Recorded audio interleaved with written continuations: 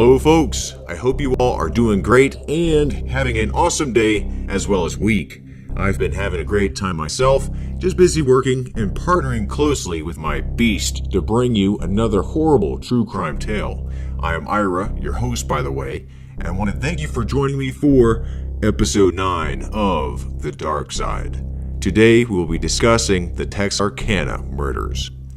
Before jumping into the story, I would like to say a few things. First, thanks for the support. It really means a lot to me, folks. I'm really loving the interaction with you all. Second, if you have a case you wish for us to review, please contact me. Feel free to message directly via the Face Case, Twitter, and or the comments section below. I firmly believe the most interesting of stories will originate from you.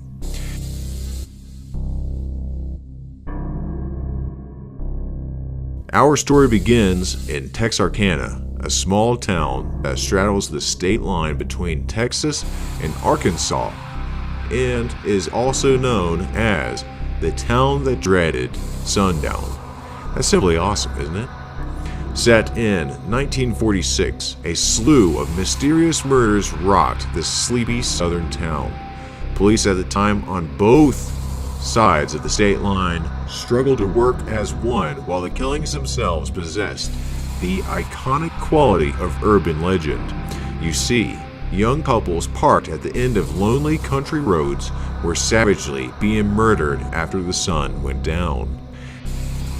In fact, some claim that the infamous campfire tale of lovers who catch a report of a hook-handed killer on the car radio only to discover a bloody hook hanging from the back door can be traced to the murders that we are about to discuss in Texarkana. The killer, described by witnesses as wearing a white mask or a sack with holes cut out for eyes, was dubbed the Phantom Killer or the Phantom Slayer, and is something truly out of a horror film. The killer is credited with attacking 8 people within 10 weeks, 5 of whom were killed. The attacks happened on weekends between February the 22nd, 1946 and May 3rd, 1946. The first attack took place on February the 22nd on a secluded road outside of town.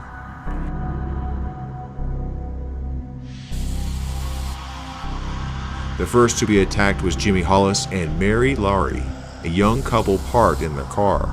They arrived at the scene around 11:45 p.m. After about 10 minutes, a man walked up to Hollis's driver's side door and flashed a flashlight in his eyes, blinding him. Hollis, not sure if it was a prank or if he had been mistaken for someone else, told the man, "Fellow, you've got me mixed up with someone else. You got the wrong man." The man had a pistol and told him, "I don't want to kill you, fellow, so do what I say," and ordered them out of the car. They both got out through the driver's side door. The man told Hollis to take off your fucking britches. Mary pleaded with Hollis to please take them off, believing that if he did, they would not be hurt. But after Hollis removed his trousers, he was struck twice in the head with a heavy, blunt object. Mary explained in an interview 3 months later that the noise was so loud she thought he had been shot, but she later learned it was the sound of his skull cracking. The killer told Mary to run. When she scrambled toward a ditch, he told her to change course and run toward the road. He then chased her down and sexually assaulted her. Mary stated he did not rape her, but abused her terribly. Reports indicated that the assailant sexually assaulted her with the barrel of his gun before letting her run away. In spite of the savagery of their attacks, both Hollis and Mary survived. Others would not be so lucky.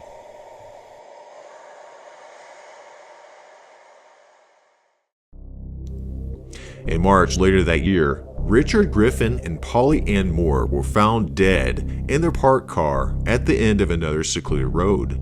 A few weeks later, they were joined by another young boy and girl, Paul Martin and Betty Jo Booger. Martin's body was found lying on its left side by the northern side of North Park Road. Blood was found further down on the other side of the road by a fence. He had been shot 4 times, once through the nose, again through the left 4th rib from behind, a 3rd time in the right hand, and finally through the back of the neck. Booker was the youngest victim at only 15 years old. She had been shot twice, once through the left 5th rib from the front and once through the left cheek by the nose.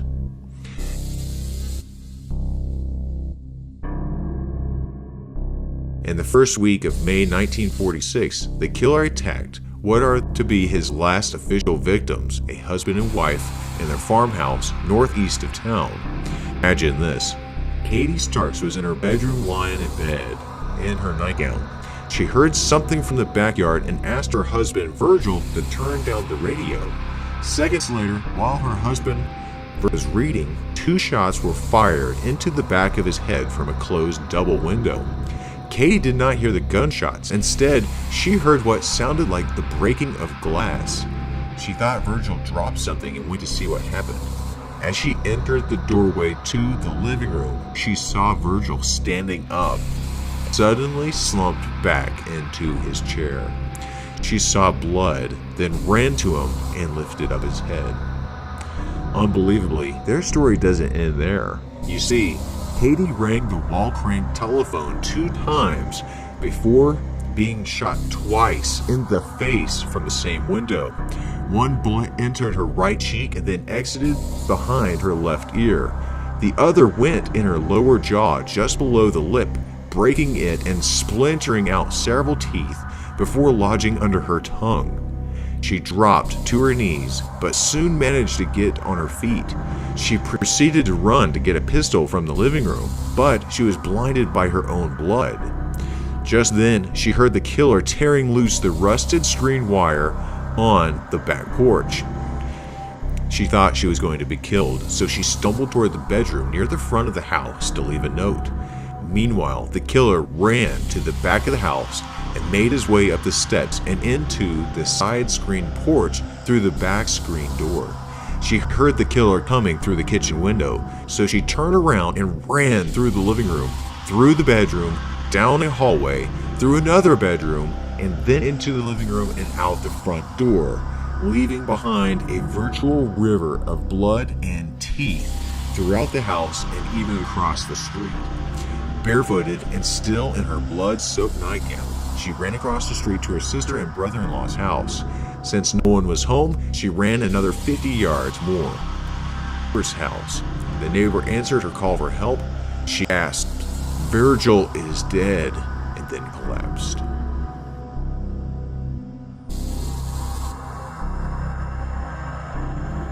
While the killer was on the loose, Texarkana was like a city under siege. Panic rocked the town as residents heavily armed themselves, locked their families indoors while police patrolled streets and neighborhoods, and curfews were set for local businesses. Most of the town hid in fear inside their houses or hotels, sometimes even leaving town altogether. Some youths even took matters into their own hands by trying to bait the killer.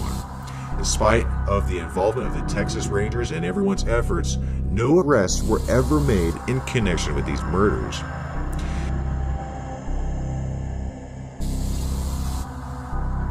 Many people believe that a local man named Ewell Swinney, 1947 for auto theft, was the killer. His wife confessed to as much at the time, but by law she could not testify against her husband. She later repudiated her confession. Swinney remained in prison as a habitual offender until 1973 and died in 1994 without ever implicating himself in the murders. In 2014, James Presley, a Texarkana native, wrote what he considered to be the definitive book on the murders, The Phantom Killer, Unlocking the Mystery of the Texarkana Serial Murders, the story of a town in terror. He lays out enough evidence that he claims proves Swinney was responsible for all 5 slayings.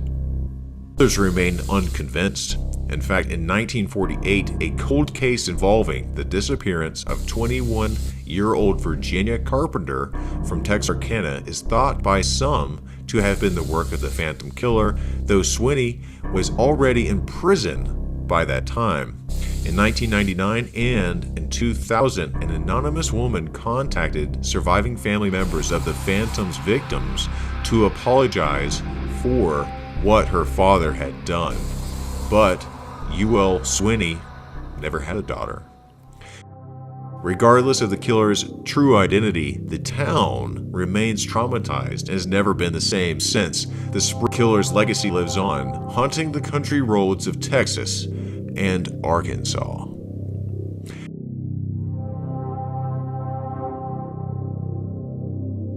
Thanks for tuning in, folks. I'd love to hear your thoughts on the horrific Texarkana murders. Make certain to like and subscribe. Do me a favor and share this video while you are at it. It really helps. Make certain to follow us via Twitter and Facebook. Links are in the description.